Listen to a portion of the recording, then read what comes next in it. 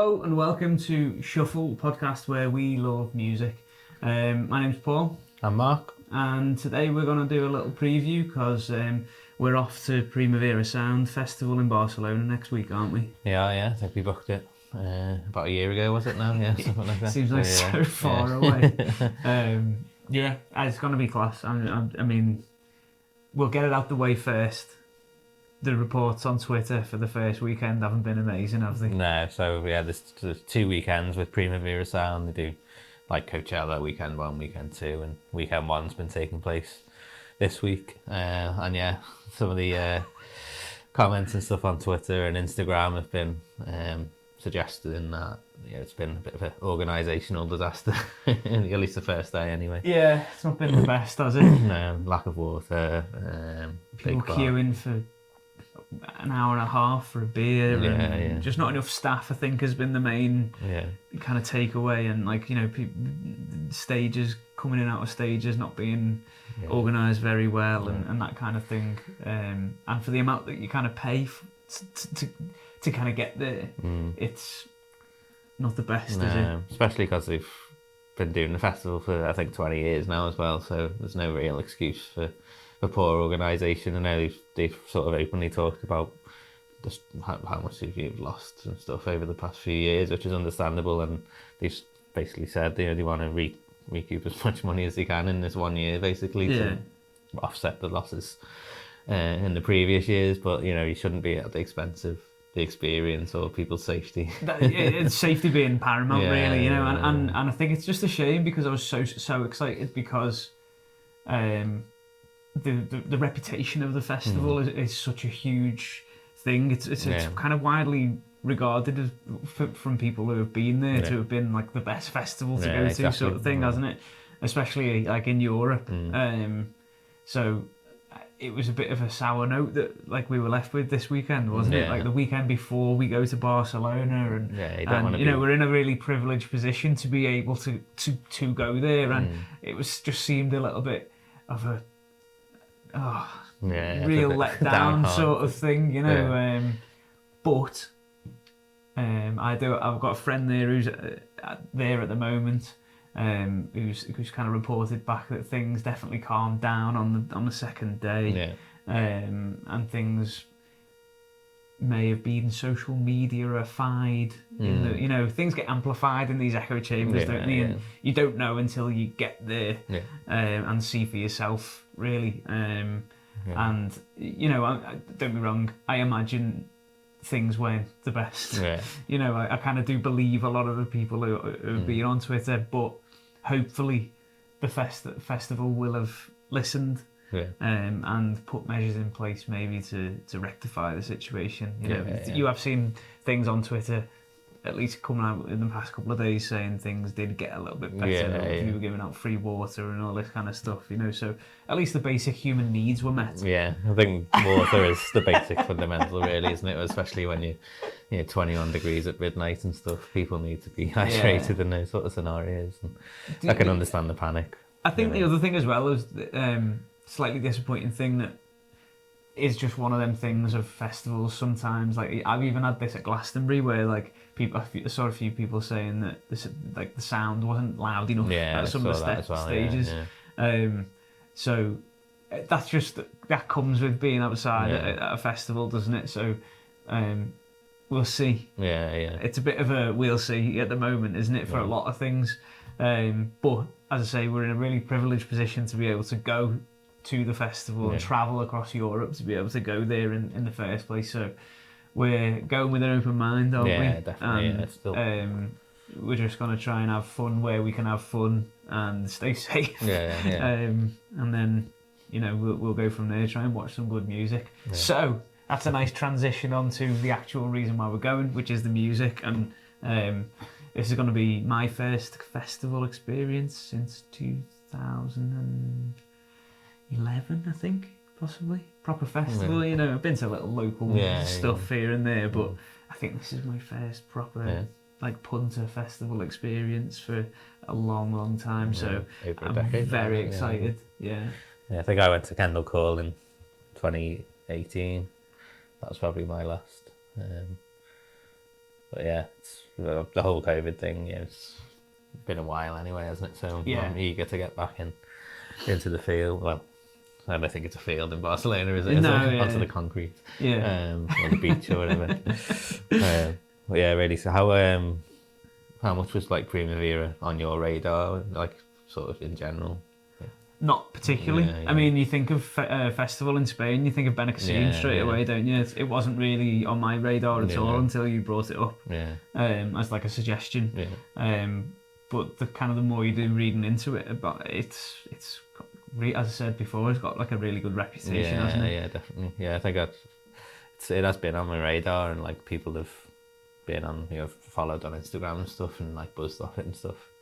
But I think the lineup's never been right for me to pull the trigger on it until this year, and then obviously it was a really good lineup, wasn't it? And I think that's one of the main reasons we pulled the trigger on it this time. It was definitely. The combination of being curious about Primavera and then combining with the right lineup. Yeah, I think as well there was. You've been to a few like away festivals. You've been to a few festivals in Europe. You've been to Benicassim and Lisbon. One in Lisbon as well. Super Rock. Yeah. And it's just an experience that I've wanted to do. I've played gigs in other countries, but I've just never been to a gig in another country. So like going to a festival was definitely on the list, and it's a big tick for me to be able to go there and like experience it all, and also just go to Barcelona. I love Barcelona. I think it's a great city, and like it's just nice to be on holiday first after the few years we've had. And it completely removes the sort of anxiety about weather and mud and stuff when you go to a European festival. Yeah, we are going to Kendal later on this year, aren't we? And that's definitely in the back of my mind. As you mentioned, the lineup being one of the reasons why we pulled the trigger this year. First name that jumped out at you when you kind of saw it? Probably The Strokes was the first one. Gorillaz being second, and then Dua Lipa. I love Dua Lipa's stuff, and her live show looks amazing. So, it does, doesn't it? I probably wouldn't buy tickets to see her live necessarily, but But some of the videos from did she do a residency in like Las Vegas and all that kind of stuff, and like just some of the videos from the tour that come out, and it looks so elaborate and crazy as a show, doesn't it?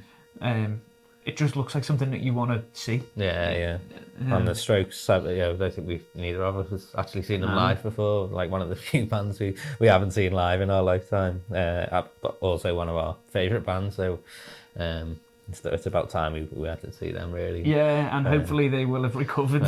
Interesting thing is they cancelled this weekend, didn't they? So hopefully they will have recovered. And it seems as though the festival have said they'll be here next weekend. So hopefully, fingers crossed, we'll get to see Strokes as well. What about you in terms of names for the? I mean, for me, the huge pull was Phoenix.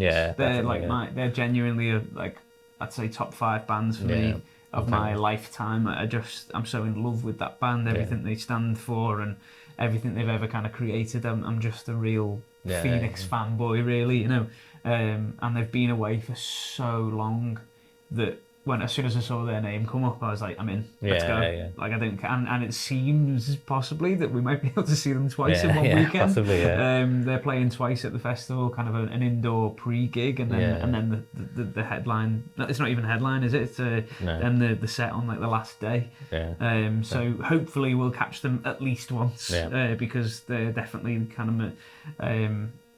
One of the main reasons, the big draw for me was Phoenix playing, definitely. Because I think new record coming out. They released a song this weekend, Alpha Zulu, which is brilliant. It feels like a real Phoenix album track.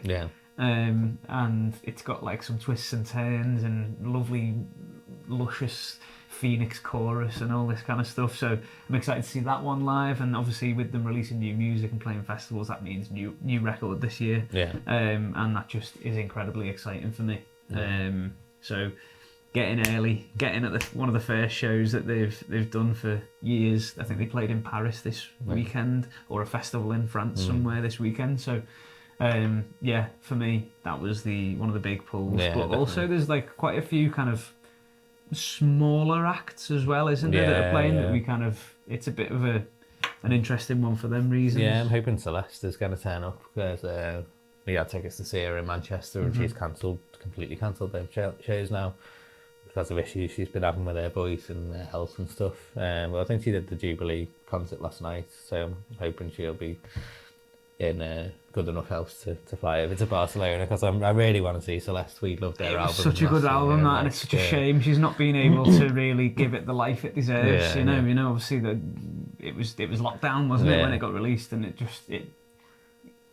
it'd be interesting to see the alternate universe where she was able to really give it the wings that it deserved. Exactly. Yeah. Metronomy are another one, but I do think they clash with Phoenix, unfortunately, or Gorillaz maybe, one of the two. So I'm not sure we're going to be able to see them, but it'd be a shame. We'll do what we can because Metronomy and another one of them bands that I've never seen before. Yeah. I've always kind of gone, oh yeah, if they're on, I'll probably go and see maybe you know, at a festival or whatever. And like the latest tracks they've been releasing, I've been listening to on Six Music. Really, really good. Really enjoy all of the new stuff. So, and like it's all. They've been going for years as well, haven't they? So they obviously do something that people like.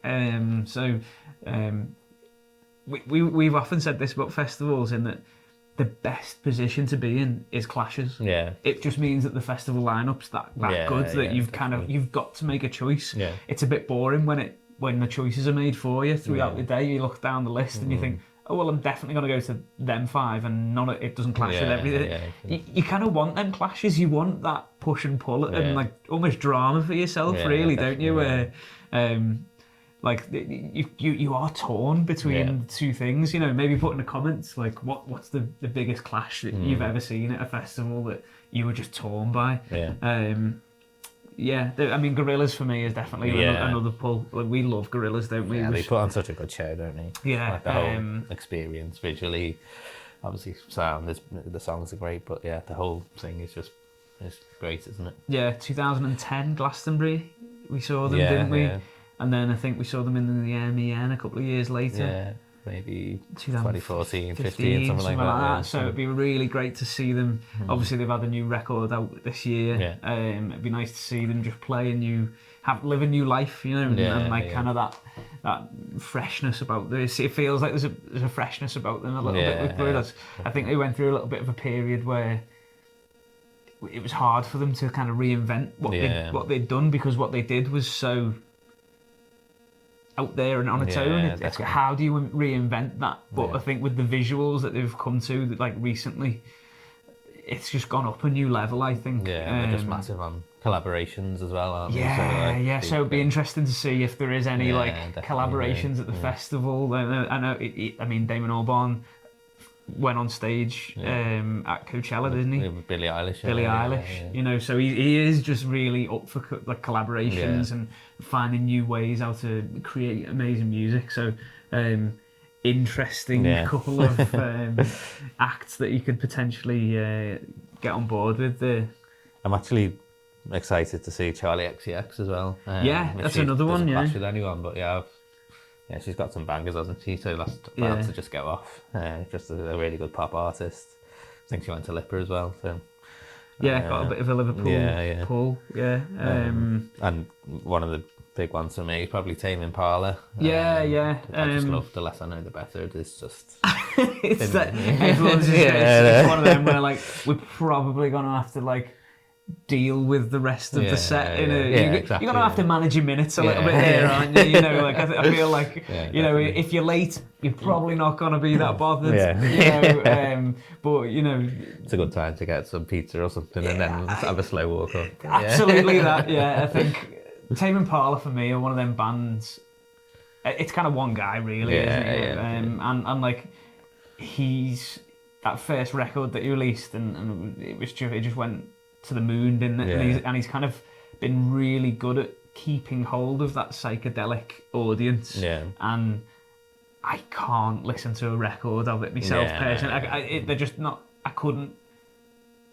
I struggle to really give it the attention that it deserves, because it's just psychedelic music sometimes for me is just there's so many effects and so many different things going on. I'm just a bit.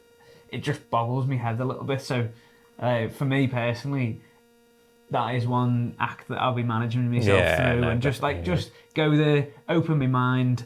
I might really enjoy it. Yeah. So, I'll be there, I'll be present, and I'll be, we'll have a drink. And but again, it might be one that you're not that bothered if you go to the toilet, or, if you go and get some food, or stand in a queue for an hour for a beer. So, like, as long as you get to see that song, it'll be great, won't it? Definitely. What were we saying about Lorde? An interesting show. Do you know what I really like about Lorde? She had that unbelievable success with the first track that she released, didn't she?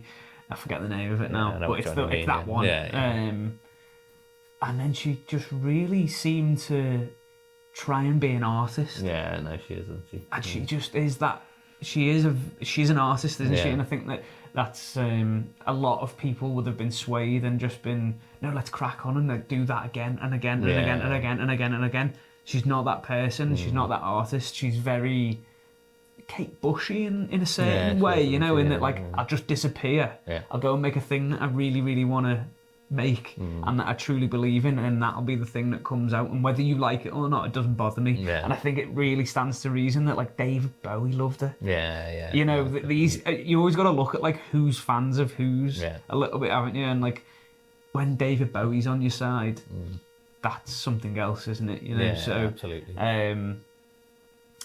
I'm quite excited for Lorde. Again, another experience for me that I've not delved a huge amount into her back catalogue, but the ones that I know I've enjoyed, and as I say, she's an artist. She'll do something different. She will wow me in a way that I haven't been wowed before. So I'm into it. Let's go. Let's enjoy it. Yeah, maybe that sort of artistry, being able to disappear. It's probably easy for her, isn't it? Because she is at New Zealand. She lives, or she's from at least anyway. So like, if you live in LA or London or whatever, it's probably harder to disappear. But if you're literally like a million miles away from anyone else, then it's probably easy to just go away and absolutely not be bothered by anyone. And New Zealand was like a place that just didn't open at all, did it? For ages. So that was easy for if she was in New Zealand. I don't know, but is there any like smaller acts that have caught your eye? Yeah, there's a band called Bleachers who I've heard bits and bobs from, who sound really cool. I'm excited to see them. Courtney Barnett as well is one that I've wanted to see for a while. And I love a bit of Courtney Barnett. I'm defo going to Courtney Barnett. That's one that caught my eye. Again, just another act that when she's toured, maybe I've been like busy or it's just not been the right timing for me to go, or when you just think like I can't this week, I've got too much on or something, and then I've always thought she's the perfect Fezzy act for me. She is. And she's definitely like sitting on the grass in Glastonbury, just chilling. That's the sort of like place I want to go and watch her. And this for me was another nice little tick, because you're in that situation and you can kind of enjoy it in that way. Any other small ones that's on your radar? I don't know. I can't remember. I listened to the playlist. There was a playlist on Spotify, and I caught a few ones, like some of the Spanish and like more European ones that were quite interesting. So I'll have a look through the playlist again, and maybe we'll go and see some people we've genuinely never heard of. That's a great thing about festivals for me as well, just stumbling across a stage and then like this band's on you've never seen before, but like you just sort of fall in love with them and their energy. The Krangabin are on as well. Yeah, right, okay. Yeah. And I think they're ones that I'd never heard of when we booked the tickets, but since then they played at Great Escape. We weren't at Great Escape, but I was following it on Twitter quite avidly. And these guys just blew the whole festival up, it seemed. And the Radio 6 have been quite behind them, so I've been listening to them like a fair amount. And I just think going to watch them would be nuts. I think it'd be really, really good. So if we can get to see Krangabin, that'd be brilliant. I think King Gizzard and the Lizard Wizard are just another band that I've always just had in my mind that I kind of wanted to see because the name's Boss, and like I've listened to a few songs, and it seems like something I could get behind for 30 to 40 minutes of a Fezzy set, if you know what I mean. Like, I'd be bang into that. I think Jesse Ware's someone who generally puts on a good show quite a lot. I've heard good things about her live show. There's The Smile, I think, is one of them. Yeah. They were on that playlist. They seem to be quite good. So there's loads. It turns out that one of our friends is actually playing there on the Wednesday when we get in there. I think that's kind of part of the festival, but in the it's called La Ciutat. It's easy for you La to Ciutat. I think it's sort of like Sound City-esque indoor venues, isn't it? Like in the week in between. It's kind of an auxiliary festival attached to it, isn't it? So a lot of the acts from the festival are playing that as well, like Phoenix, for example. But So King Hannah is who our friend is playing with. Yeah. He's not King Hannah, he's playing bass for them, but we're definitely going to try and do our best to go and watch them, aren't we? Yeah. And you never know. Might be our into a backstage party or something. We might be able to get some behind the scenes footage of the festival. There's a band called Ride as well, who I think were big in the 90s. I've heard quite a few people. They sort of got a cult following, like sort of in Spiral Carpets. I don't know if they're like them, but they're like that sort of Manchester scene. It'd be interesting to see what they're like. They sort of came, another band who's come back and doing a sort of comeback tour. I've just noticed actually, Slowdive's playing.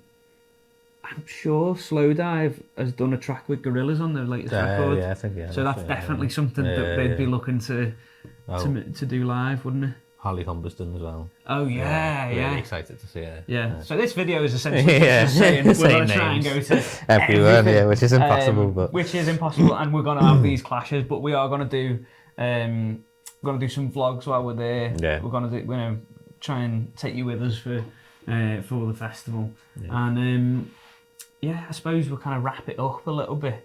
It's going to be sunny. Yeah. Hopefully. Yeah. It's a festival. There's going to be music, and we'll go with an open mind. And we're flying out Wednesday morning, aren't we? Yeah. So early hours Wednesday morning. So as I say, we'll take you with us, and we'll try and get as much stuff out while we're there as we can. Yeah, we'll vlog it all, hopefully, and put something together at the end, or. Maybe even while we're there, might be able to have some time in the day, but it's been fun. It's nice to be back. Yeah.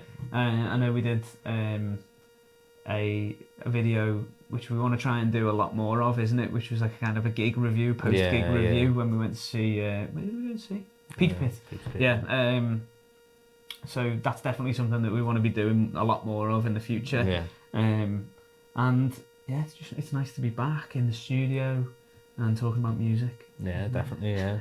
Let us know what festivals you're going to this year, and who you're looking forward to seeing. Yeah, that'd be nice. If anyone does watch this video, who's going to Primavera, come and say hi if you see us.